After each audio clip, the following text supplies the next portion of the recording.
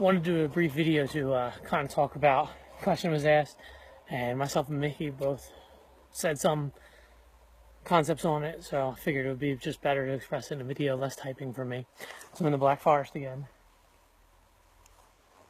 Nice wooded part on a hill. Very magical place, very spiritual place to me. People have been wandering around here for a long time. Lots of stories, legends, very dark fairy tales.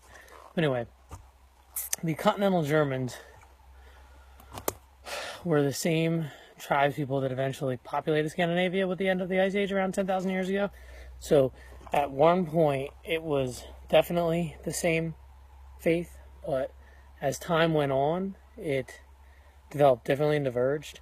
You can say that during the migration period it possibly was still almost the same, but it would still have diverged, as we know from even the Roman writings dealing with the continental Germanic tribes that there was several different worship structures or different deities looked at.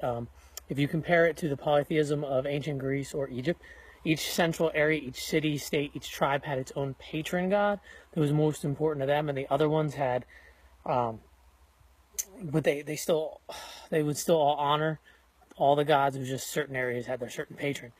Now, it started to diverge, and of course, the people in continental Germanic tribes had contact with the Romans, and then, of course, later, as the Romans Christianized, they slowly Christianized. And, I mean, there was pretty much, the Saxons were the only tribe left by the time of 600 or so that would still have looked at themselves as heathens. So, if you want to talk into Nordic heathenism, I think maybe you could lump in maybe extreme North Saxons, the Angles, the Utes, also maybe the Frisians. Other than that, it would be just the Nordic tribes. And as soon as Christianity spread into the continental Germanic areas, heathenism stopped. And because of the rapid development of technology with the Bronze Age and then the Iron Age, I mean, parts of northern Sweden jumped straight from Paleolithic straight to the Iron Age. They were still making flint daggers up into the modern period, or the modern Iron Age in Sweden and Norway.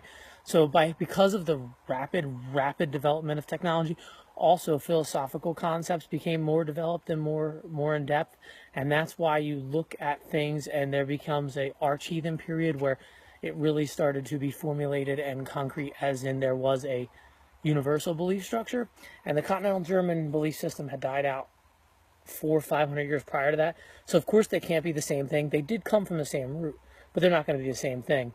The archetypes of the gods that were later expressed in Nordic paganism would be the same archetypes of the gods that expressed in Germanic paganism.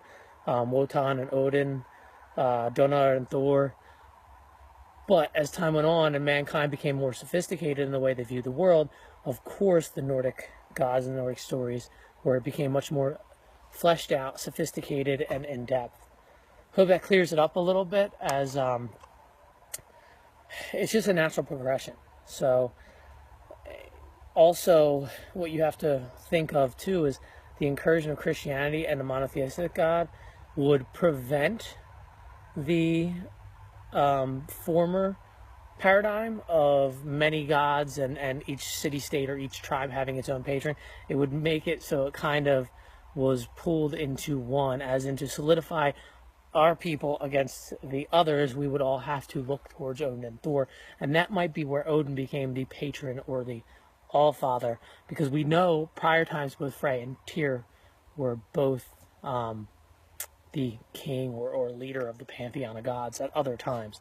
And I wrote an interesting article about Frey and about how he was probably, if you go into the late Paleolithic and Bronze Age, at least in continental Europe and probably also in Scandinavia, he was more than likely the patron as a nature deity, because mankind was less sophisticated at that point, and we didn't look at things in the context of a cerebral or a lofty realm.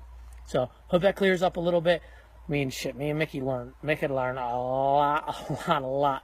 It's 22,000 to 25,000 years ago that this came out of sun worship, wheels, carts, the bogs, and it just continued to develop. And as mankind became more sophisticated, so did our belief structure become more and more developed and hierarchical, if you want to put it in that context. The paradigms continue to shift from straight nature sun and wind into personified nature forces, into then personified forces of imaginative and illuminative thought.